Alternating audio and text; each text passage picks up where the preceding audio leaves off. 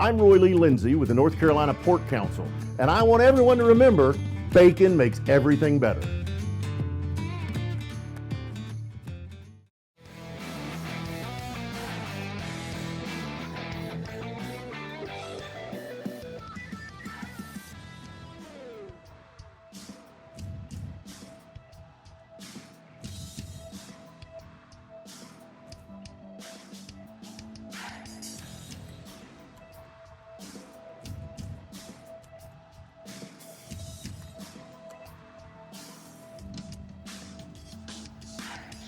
Welcome to This Week in College Football with David Glenn, brought to you by our great friends at the North Carolina Pork Council. Thank you so much for joining us again this week. I'm Chris Edwards. Great to be back here with David for year 2 on our quickly growing North Carolina Sports Network.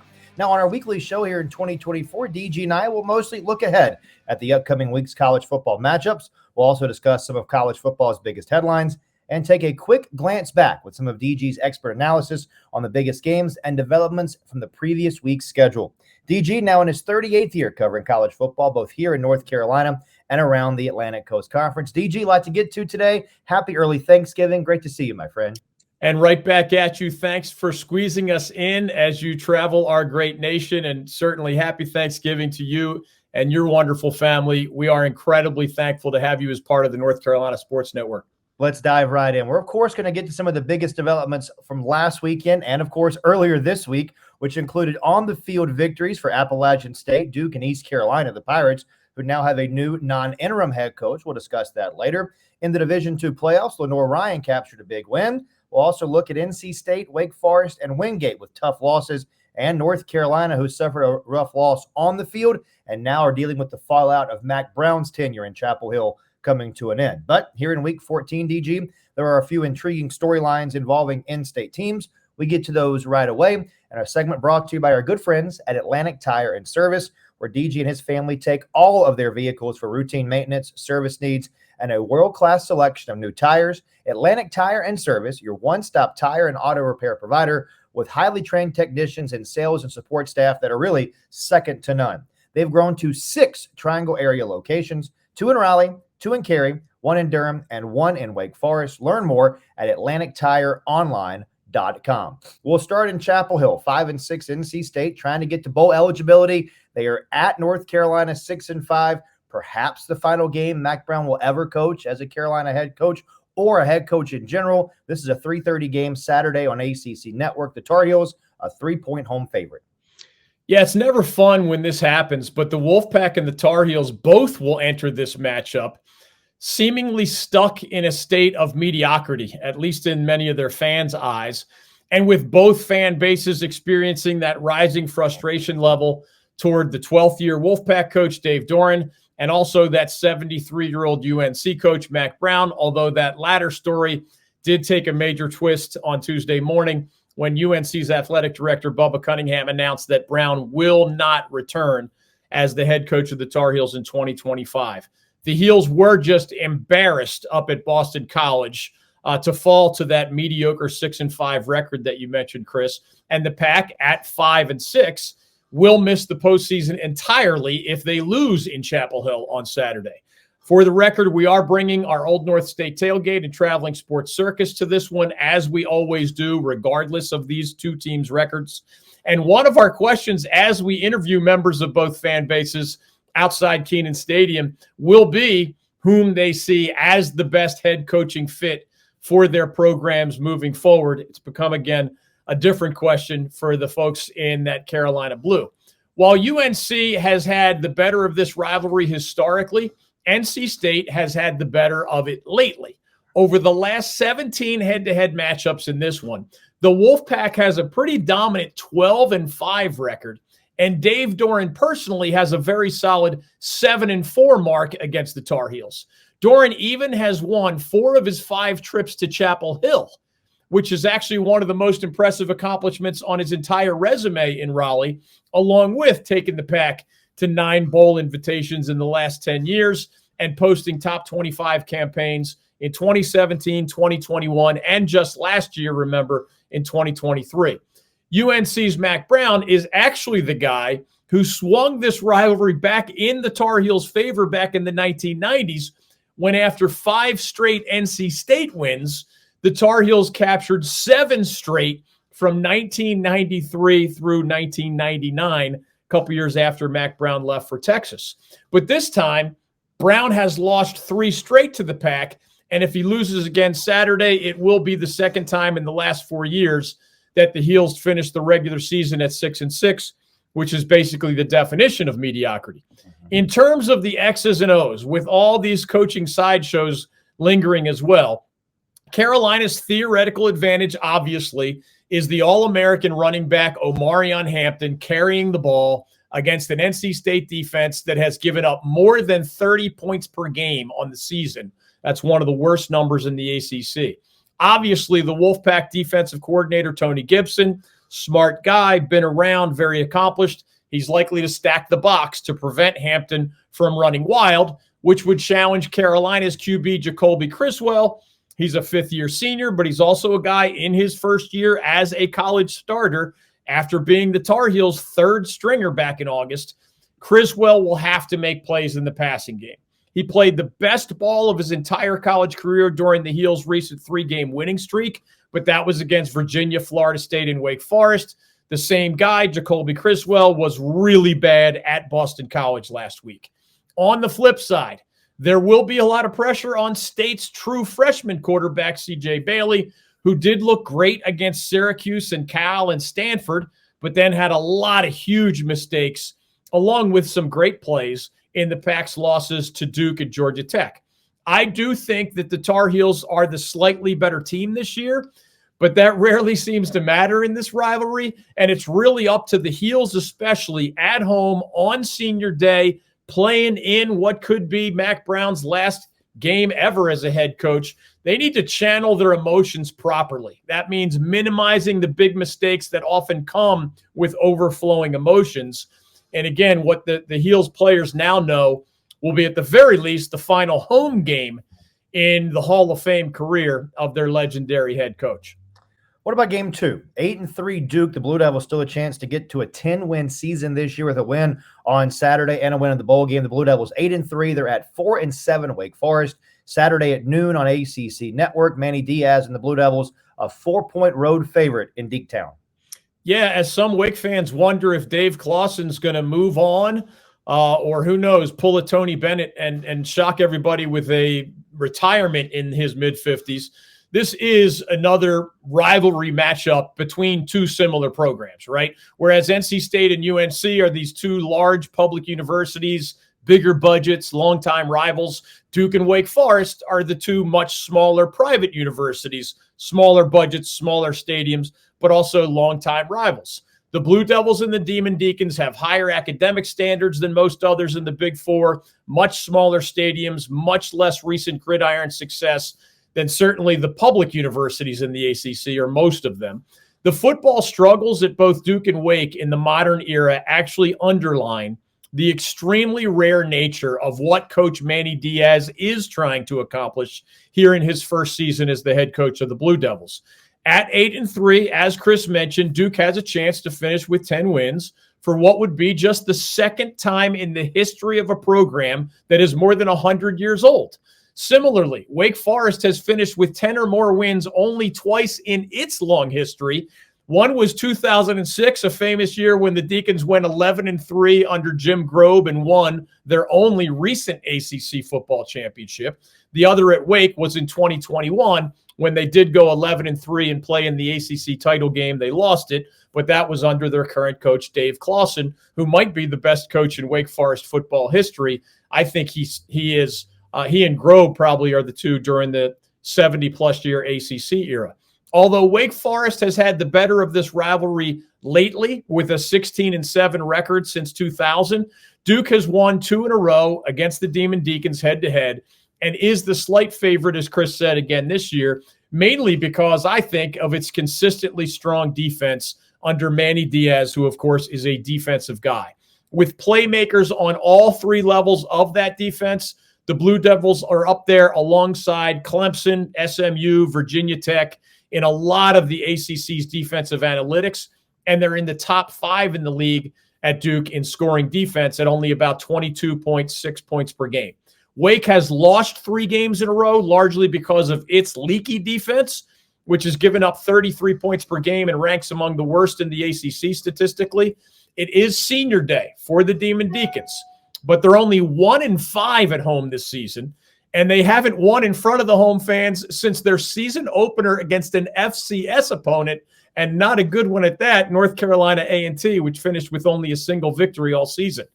Both teams will try to get their star running backs going in this one. Damon Claiborne for Wake, Star Thomas for Duke, and the Deacs are going to need an advantage in that area if they're going to spring an upset over the Blue Devils in this one. All right, game 3, DG. Appalachian State 5-5. The Mountaineers on the road at 7-4 Georgia Southern. This is a 6 p.m. game on Saturday night, available on ESPN+. The Eagles, a 2-point home favorite in this long-standing rivalry. Yeah, the fifth-year App State coach, Sean Clark, we've talked a lot about him the latter half of this regular season. He deserves a lot of credit for leading the Mountaineers to that convincing 34-20 victory on the Mountaineers senior day over a really good James Madison team that had entered that game at Kid Brewer Stadium with an 8-2 record.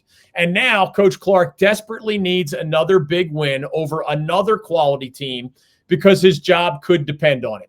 App State has had only 2 non-winning seasons in the last 30 years, and Sean Clark is already responsible for one of those just 2 years ago when the Mountaineers finished 6-6 and didn't play in the postseason because 2 of those 6 wins were over FCS teams, so they didn't qualify under the usual 6-victory rule.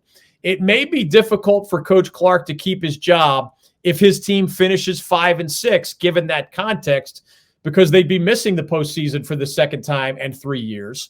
On the other hand, it would provide a huge lift to his chances of keeping his job emotionally and otherwise if his team can beat a Georgia Southern program that has been the most hated rival on the Mountaineers' schedule for basically the last 3 decades now. That was both when they were competing against each other in the Southern Conference at the FCS level and this past decade or so as fellow members of the Sun Belt Conference at the FBS level.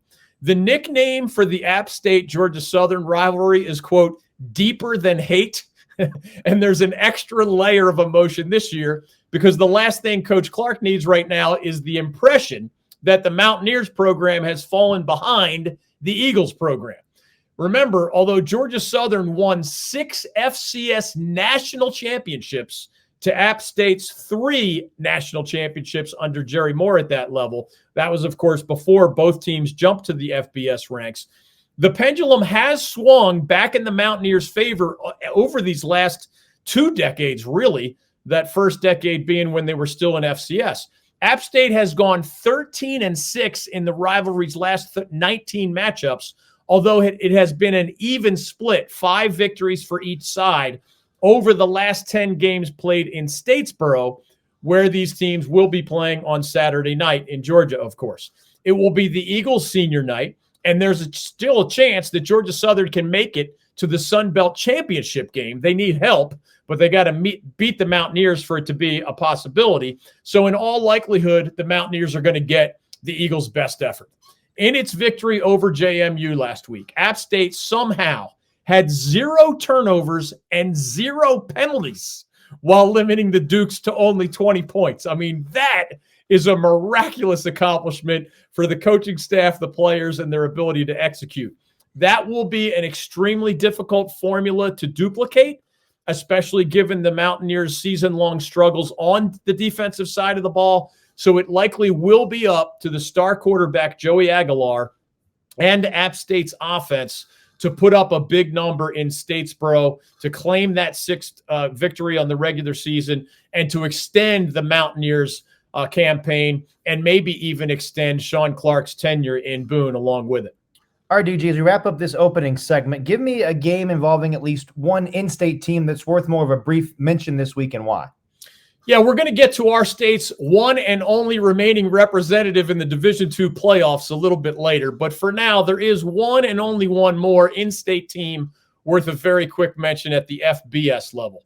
Congratulations to the East Carolina defensive coordinator, Blake Harrell, who this week did have that interim tag removed, and he became the full-time head coach in Greenville after leading the team, remember, to 4 consecutive victories after that 3-4 start and the midseason dismissal of the 6th-year head coach, Mike Houston. I'm going to get to my assessment of that coaching decision a little bit later in today's show. But for now, I'll just point out that the Pirates' opponent on Friday afternoon, and they do have the day after Thanksgiving at Dowdy-Ficklin Stadium, the national TV game on ESPN. It's a noon kickoff.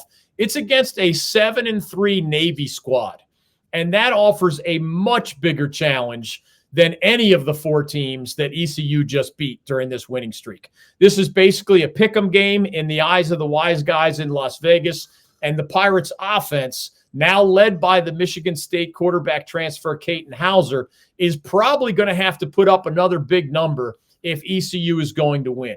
During their 4-0 streak, the Pirates have averaged 46 points per game.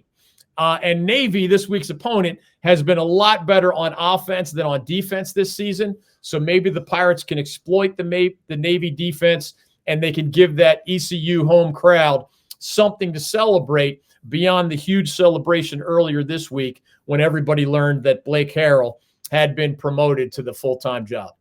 All right, we'll take a timeout. We'll come back and have more of This Week in College Football with David Glenn, presented by the North Carolina Port Council in just a moment, right here on the North Carolina Sports Network. In sports, we talk a lot about impact players who make a positive difference.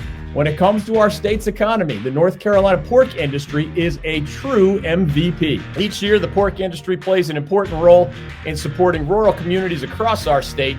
It contributes more than $10 billion a year to the North Carolina economy and supports more than 44,000 jobs. Learn more about their positive impact at ncpork.org. The North Carolina Pork Council, the foundational partner of the North Carolina Sports Network. Michael Berard, Managing Director Investments with the Founders Group at Stifel, works with a select group of high net worth individuals and institutions to develop and implement investment plans tailored to their specific objectives and risk tolerances. If you are interested in highly personalized, well-researched guidance and outstanding personal service, you can contact Michael at 984-364-2002. That's 984-364-2002. Stifel Nicholas and Company Incorporated, member SIPC and NYSE. Welcome back to This Week in College Football with David Glenn, presented by the North Carolina Port Council. DG diving right in to our ACC and National Week 14 look ahead, brought to you by our good friends at XL Moving and Storage, a family-owned Allied Vans line partner here in North Carolina with 25 years of award-winning experience that can help you with your move to North Carolina, within North Carolina, away from North Carolina, or even internationally, while also assisting with all of your storage needs. Learn more at excelms.com. That's XL Moving and Storage. Only 2 games involving ranked-on-ranked teams this week, one in the ACC, one in the SEC, and we'll get to both of those games coming up. We also have an additional ACC contest that involves another of the league's teams that's firmly in the race for the college football playoff, but we'll start, DG, in the Palmetto State. 16th-ranked South Carolina, 8-3 at number 12 Clemson. The Tigers 9-2. Saturday at noon from Death Valley. Tigers a 3-point home favorite.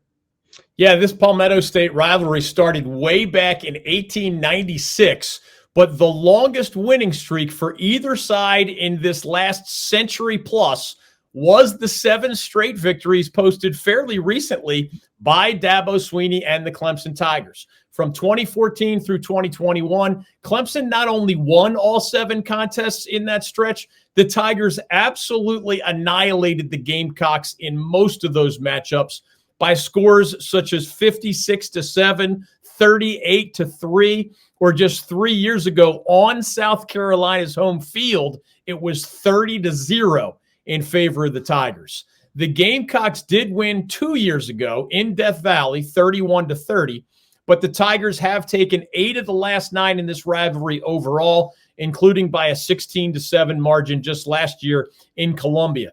This year, both teams are on the fringes of that college football playoff conversation, with the Tigers needing a Miami loss to Syracuse on Saturday to get into the ACC championship game against SMU. And both the Tigers and the Gamecocks are hoping a win in this head-to-head matchup Saturday afternoon propels them into the conversation for an at-large bid to the playoff if the Tigers fall short of being able to claim that ACC title and an automatic trip into the bracket. South Carolina's head coach Shane Beamer, son of Frank, of course, is now in his 4th season as the head coach of the Gamecocks, and it looks as if he has the best team of his tenure there. One more reason to watch this year's matchup in this rivalry game.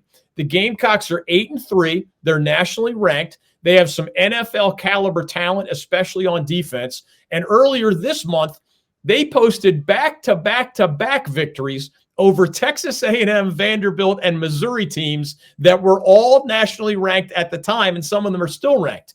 South Carolina's only losses this season have been to LSU, Ole Miss, and Alabama, and all of those were high in the national rankings at the time that the two played each other. And again, a couple of those are still in the national rankings. So it's been a heck of a schedule against which the Gamecocks have gone 8-3 so far.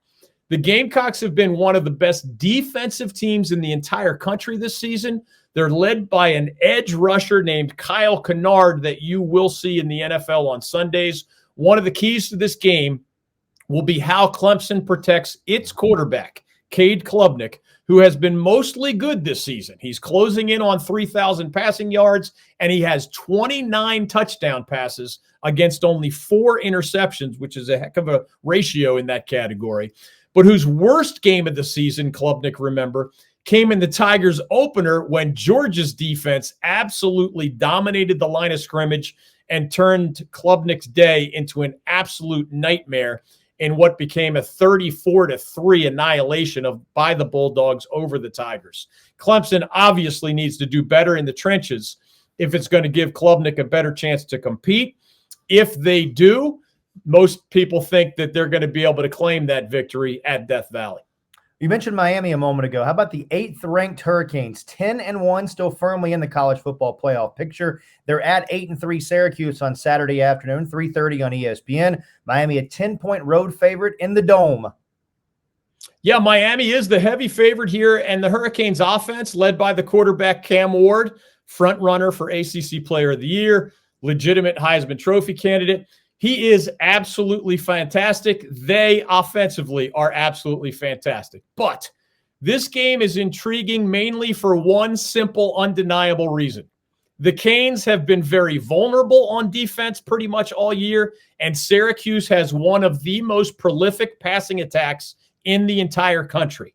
Cam Ward has received most of the ACC quarterback headlines, and understandably so this year, but he has overshadowed the similarly huge numbers of Syracuse QB Kyle McCord, the Ohio State transfer, who, remember, won 11 of his 12 starts for the Buckeyes and obviously has brought both his swagger and his winning ways to upstate New York. McCord, you could win a beer in a trivia contest with this one. McCord actually leads the ACC right now in passing yards per game at 359, just a little bit more than Cam Ward of the Hurricanes. And McCord's 26 touchdown passes are behind only Cam Ward's 34 and Cade Klubnik's 29. Under the first-year head coach Fran Brown, who very much like Manny Diaz of Duke, has quietly put up a very impressive debut campaign, Syracuse does not have a great defense this year. So if Miami just keeps putting up touchdowns, well, that'll be all she wrote. However, if the Orange defense can somehow create turnovers and/or force the Hurricanes into field goal attempts instead of touchdowns, they'll have a chance. Remember, Miami ended up in very close, high-scoring, single-possession games against Virginia Tech, Cal, and Louisville, mainly because the Hurricanes' defense gave up a lot of long drives and a lot of big plays. McCord has all sorts of quality weapons. LaQuint Allen's a good running back. Oronde Gadsden II might be the ACC's best tight end. Jackson Meeks and Trevor Pena are really good players at wide receiver. All of those guys I just mentioned on the Syracuse offense are at worst all ACC candidates. And in several cases, I guarantee you they'll be on those all ACC teams. So Miami's going to have its hands full defensively. With a win, the Canes, remember, will punch their ticket to the ACC title game. But regardless of who wins, that national TV audience on ESPN probably is going to be treated to an offensive fireworks display in the Dome late Saturday afternoon. What about this game, DG, that was once a conference game, then it wasn't, now it is again? Number 3, Texas at 10-1. At number 20, Texas A&M. They're 8-3. This is the Saturday night 7:30 game on ABC. Yeah, this is one of those traditional rivalries that took an extended break because of modern conference realignment. And now that the two programs are finally getting back together, they're doing it in style. The winner on Saturday night will face the Georgia Bulldogs in the SEC title game. As you implied, the Longhorns and the Aggies played each other almost every year from 1898 through 2011, with Texas winning roughly 2/3 of the time. Then 13 years ago, after the schools had been members of the same conferences for more than a century, A&M left the Big 12 for the SEC, and then the two programs did not play each other at all in the time since then, until now. The Longhorns, of course, jumped to the SEC this past summer, so now, once again, they are members of the same league in this in-state rivalry. Immediately before the 13-year hiatus of this rivalry, Texas had won 12 of the last 17 head-to-head matchups against A&M, including, and this surprised me, 5 of the last 6 games that were played at the Aggies Kyle Field, which, remember, has a capacity of more than 100,000. This will be the first game in this rivalry for both the fourth-year Texas coach, Steve Sarkisian, and the first-year Texas A&M coach, Mike Elko, who did a very good job here in our backyard at Duke these past 2 seasons before signing that 6-year, $42 million contract to take over the Aggies program. Sarkisian has the Longhorns playing their best football since the peak of that Mac Brown guys era in Austin, when the Longhorns, and shout out to Mac for this one, they went 101 wins and 16 losses over a 9-year stretch from 2001 to 2009. 101 and 16. That included the 2005 national championship for Texas with Vince Young as their quarterback. It also included 7 top 10 finishes in the national polls in that same 9-year period. Just incredible. Sarkisian led the Longhorns, remember, to a 12-2 record and the college football playoff last season. And he, of course, he has them in great position to get into the 12-team version of the playoff this year. Mike Elko also still has a shot at the playoff this year, and he's a big-time coach who I think in time is going to be proved to be a major upgrade over his predecessor, Jimbo Fisher, in College Station. I do think Texas has the slightly better team this year, but I will add that to this point, the Texas Longhorns' best wins this season are over 6-5 Michigan, 6-5 Vanderbilt, 6-5 Oklahoma, and 6-5 Arkansas. So it will be interesting to see how they perform against a very well-coached and 8-3 Texas A&M squad, especially in front of that legendary crowd in College Station. Reminder to everybody, with a win, Texas would get a rematch against Georgia, the only team that beat the Longhorns earlier this regular season in the SEC title game. If A&M wins, it will not be a rematch because the Aggies and the Bulldogs did not meet each other during this year's regular season. All right, stay with us. We'll have more of This Week in College Football presented by the North Carolina Port Council coming up in just a moment.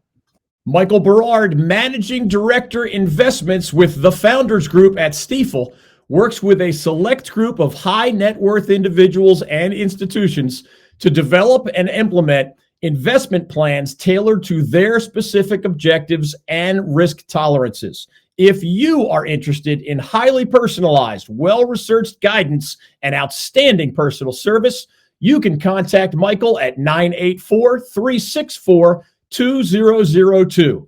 That's 984-364-2002. Stifel Nicholas & Company Incorporated, member SIPC and NYSE. This segment brought to you by our great friends at Atlantic Tire and Service. where DG and his family take all of their vehicles for routine maintenance, service needs, and a world-class selection of new tires. Atlantic Tire and Service, your one-stop tire and auto repair provider with highly trained technicians and a sales and support staff that are second to none. They've grown to 6 Triangle area locations, 2 in Raleigh, 2 in Cary, 1 in Durham, and 1 in Wake Forest. You can learn more online at AtlanticTireOnline.com. Welcome back to This Week in College Football with David Glenn, presented by the North Carolina Port Council. A lot to get to here with our coaches and quarterback segment, brought to you by our good friends at Lawson Insurance, who earlier this month celebrated their family-owned business's 50th anniversary, helping DG and many other North Carolina citizens and businesses with their personal and commercial insurance needs. You can reach out to the brothers, Ken Miller and Michael Lawson. Like us, they're all huge sports fans. Give them a call, 919-846-2090, or search Lawson Insurance online. Okay, DG, we're switching back to the coaches topic this week, in part because we've got a lot of news to report. We've seen the midseason dismissals of second-year head coach Biff Poggi at Charlotte, sixth-year head coach Mike Houston at East Carolina, and, as we talked about earlier, Blake Harrell now promoted to the full-time head coach of those ECU Pirates. This comes as Mack Brown was just dismissed as North Carolina's head coach, and many fans at Appalachian State, NC State, and Wake Forest upset about the campaigns their schools are putting together so far. Now, we do not expect more coaching changes, perhaps, but we'll talk about all of that here in our segment. Let's start with North Carolina. Their athletic director, Bubba Cunningham, announcing on Tuesday Mack Brown would coach the Tar Heels against NC State this week, but outside of that, nothing is promised. What did you make of the dismissal of the longtime Tar Heels head coach and the timing of this announcement? Yeah, here's the picture that Bubba Cunningham and his advisors were looking at. Mack Brown is a Hall of Fame coach, no doubt about it. He should be celebrated for both what he did at Texas, as I outlined earlier, and what he has done at UNC, including the top 10 program he built in Chapel Hill during the 1990s, but also including, to a lesser degree, these last 6 years when he has led the Tar Heels to 6 straight bowl games and stabilized the program and provided a lot of entertaining football with high-profile recruits like Sam Howell or Drake May just at the quarterback position. However, Mack Brown will turn 74 years old next summer.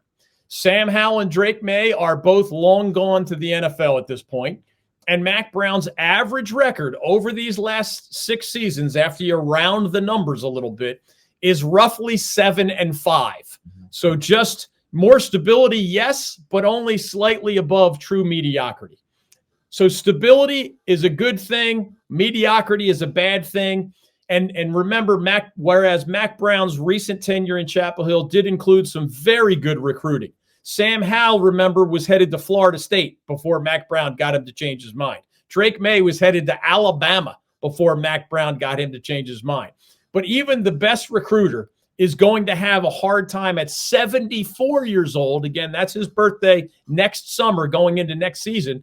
Even the best recruiter, and Mack Brown's been one of the best, would have a hard time convincing the next generation of either high school prospects or transfer portal guys to sign with Carolina. In this year's high school senior class, Chris, Carolina has a commitment from only one of the top 20 ranked in-state seniors. And I don't think I've ever seen that.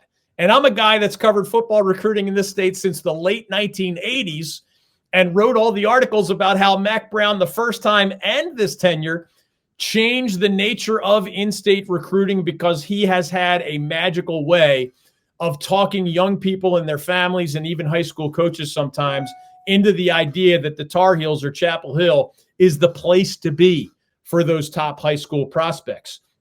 Well, Bubba Cunningham's looking at those high school recruiting results. He, in recent weeks, saw some of the Tar Heels' top commitments flip to other schools, maybe because of their concern about Mack Brown's future, maybe because of their concern about a mediocre 6-5 record and somebody else was winning more.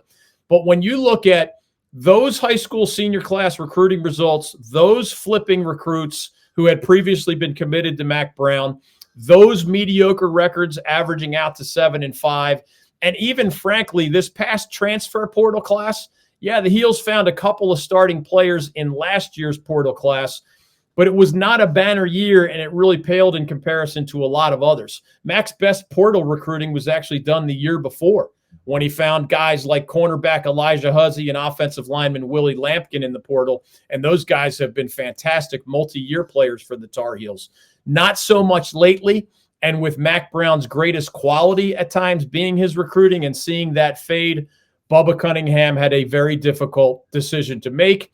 Carolina almost certainly, for the record, and this will come out eventually, I imagine, gave Mack Brown the option of stepping down gracefully and calling it a retirement by mutual agreement or whatever term they wanted to use.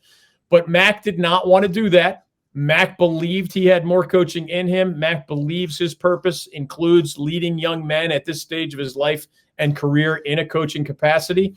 He didn't want to step down gracefully, so they fired him.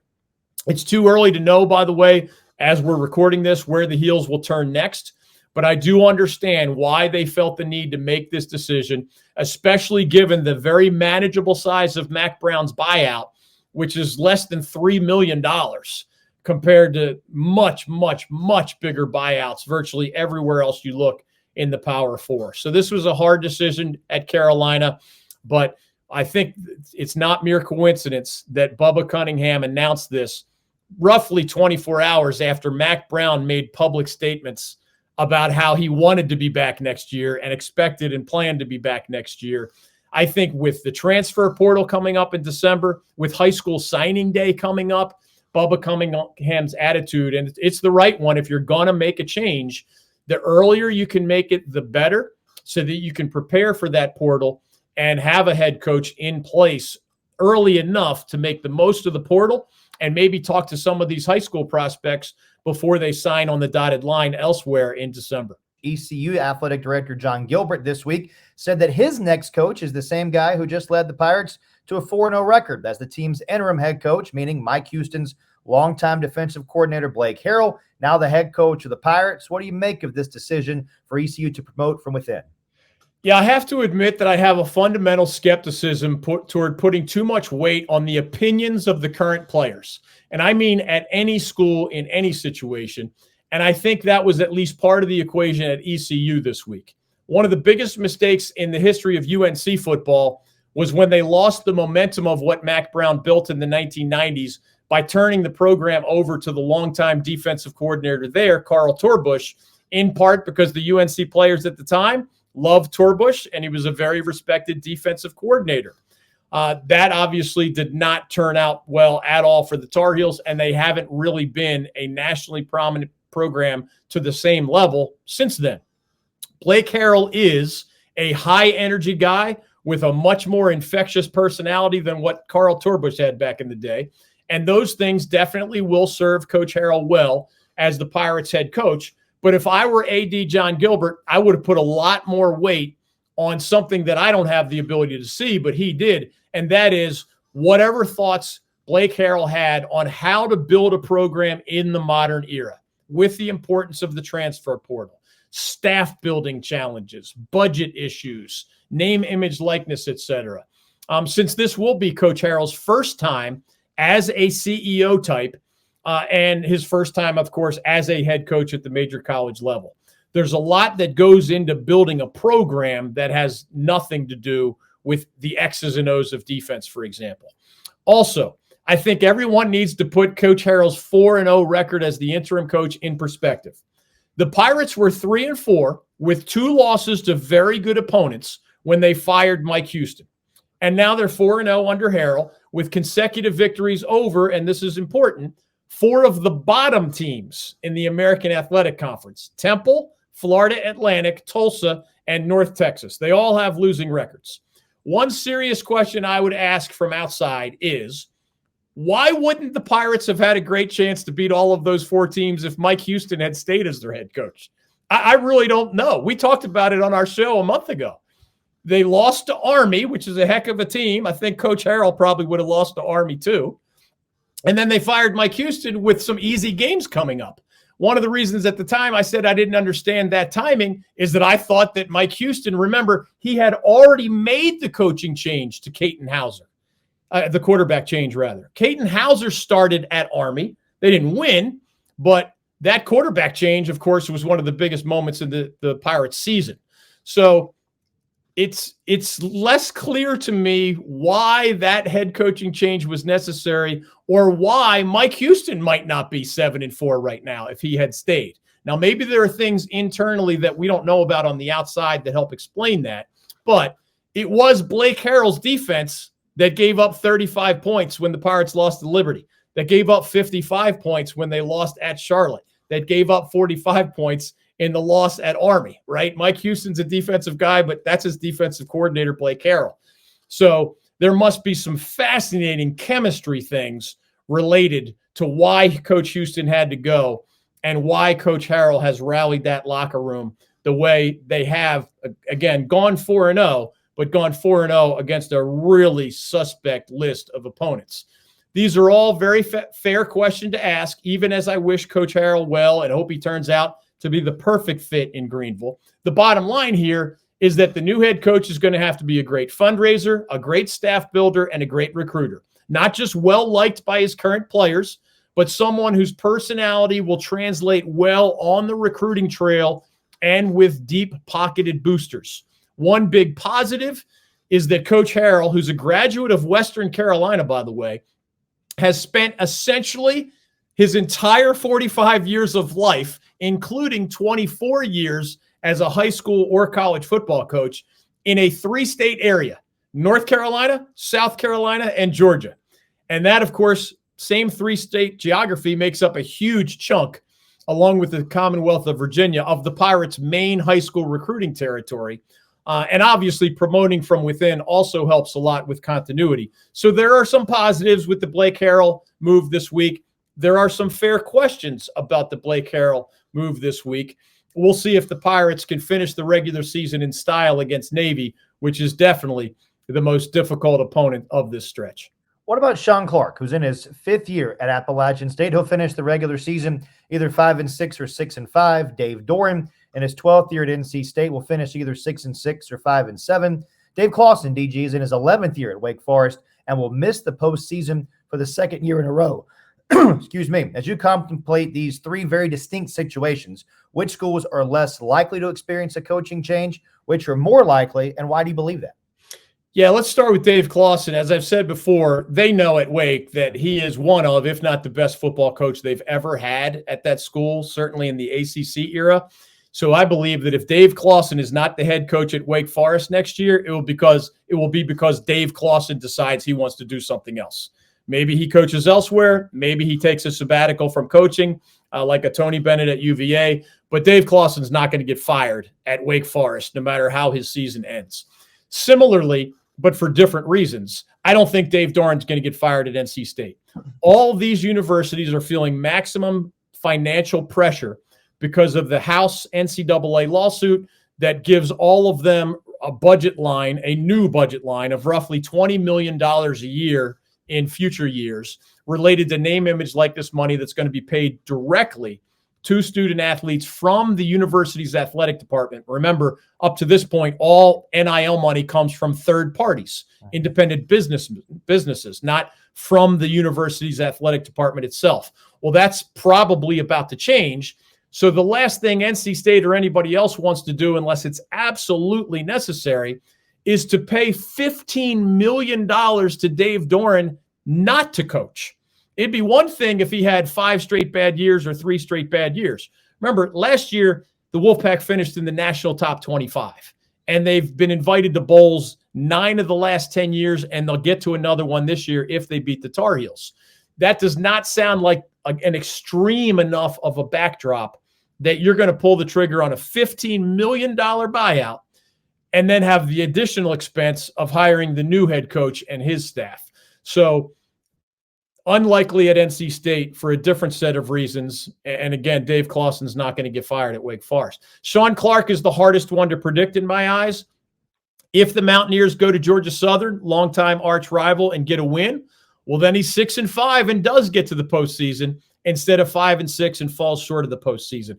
I think even if he wins, it's a close call for reasons that we've discussed many times. When you've only had 2 non-winning seasons in 30 years, at App State, where the bar is set really high for football, which pays most of the bills at that school's athletic department. Sean Clark is already responsible for that non-winning season 2 years ago. Even if he finishes 6-5, I think it's a close call for our recent guest on the David Glenn Show, the athletic director, Doug Gillen. He is the caretaker of App State football. He either believes that Sean Clark can fix what has gone wrong in 2 of the last 3 years, or he feels like Sean Clark has been given enough of a chance in these 5 years at his alma mater, and that it's time to turn the page, because 2 mediocre years out of 3 is not acceptable at a school that not too long ago, remember, won or shared 4 straight Sun Belt championships and has even greater history as one of the prominent programs at the FCS level prior to that. So we'll see with Sean Clark, but we're going to see a bunch of coaching changes in this state. Let's see. We only have 7 FBS programs, Chris. We know Charlotte's made a change. We know East Carolina has made a change. We know North Carolina has made a change. Maybe we'll get to 4 out of 7 before all these dominoes fall, but I don't think we'll get all the way to 6 out of 7 with Manny Diaz at Duke in his first year being the only guy, really, that there's been no conversation about whatsoever over these last 3 or 4 months. All right, let's take a timeout. We'll come back with our last segment here on This Week in College Football with David Glenn, presented by the North Carolina Port Council, in just a moment. I am a better person and a more effective business owner for having known and learned from Emily Parks over many years now. Emily's company, Organize for Success, helps multi-passionate business owners and executives bring harmony to all the layers of their lives, from work to side projects, from friends and family to hobbies, community, and beyond. With Emily's help, you too can make every minute matter. She helps you determine what earns your time and how to efficiently accomplish what matters. One of the many things I love about Emily is that she does not impose her will on her clients. She listens to them. That way she can better help them cultivate the lives they want to live. You can set up a complimentary call with Emily today by visiting organizeforsuccess.com. The Original Saltworks has become a legendary breakfast, brunch, and lunch place in Wilmington for both locals and out-of-town visitors over the last 50-plus years. Our good friend Bob Hubbard owns the place, but he's also the one cooking your food and often roaming the dining room to greet you with a smile and to make sure your visit is a great one. Bob has been running the show at this unique roadside diner for more than 20 years now, and he and his friendly, hardworking staff aim to treat you like one of their own. Try Bob's homemade omelets, or special recipe grits for breakfast, or his legendary cheeseburgers for lunch. The Original Saltworks, your breakfast and lunch choice on Oleander Drive in Wilmington.